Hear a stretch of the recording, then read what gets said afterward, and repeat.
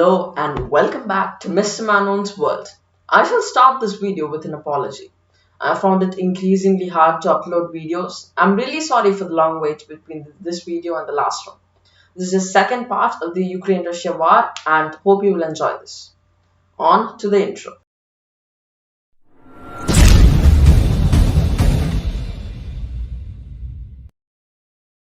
This part details on what's happening right now in Ukraine and Russia and what is the West doing about all of this. Also, if you have been liking my thumbnails, I would like to tell you about Canva, a freemium editing website. It is extremely safe to use and the free version is absolutely amazing. So I hope you shall use it and enjoy yourselves.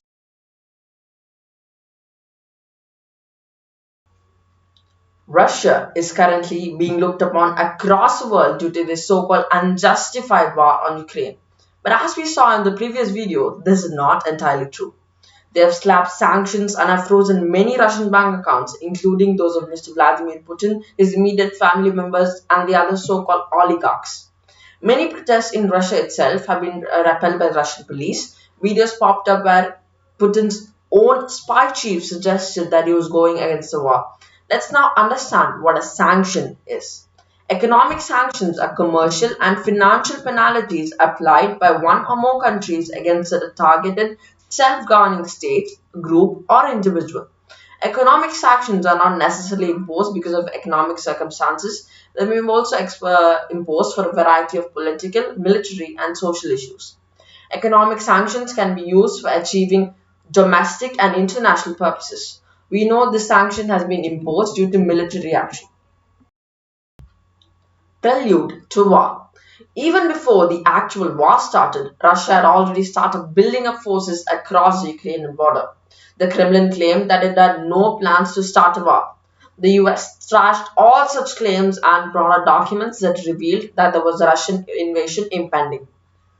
These plans, as we all know, turned out to be true.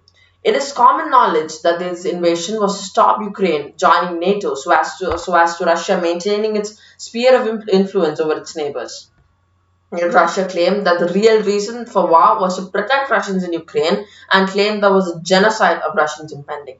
He also claimed that the current Ukrainian government was neo-Nazi. Although it is quite true that there are many far-right organizations in Ukraine, Putin's claims were made on this subject were without proof. Fighting in the Donetsk region increased from the 17th of February 2022 onwards. The pro-Russians in Donetsk accused Ukrainians of attacks. The Ukrainians also countered with accusations on the Russians. The Kremlin launched a disinformation campaign showcasing atrocities by the Ukrainians in the Donetsk and Luhansk regions. On the 21st of the same month, Putin ordered troops into both regions. On the same day, Russia also recognized both Luhansk and Donetsk as separate countries or client states. The Federation Council, which is the top decision-making council in Russia, also gave the go-ahead for the quote-unquote special peacekeeping operation in Donetsk and Luhansk. Kremlin spokespersons claimed that the mayors of both the regions had requested military support due to civilian deaths caused by Ukrainian shelling. The beginning of open war. The war officially began on the 24th of February. On the morning of the 24th, Putin announced a special military operation to denazify and demilitarize Ukraine. Almost immediately, airstrike after airstrike warnings were issued in Kyiv and other Ukrainian cities.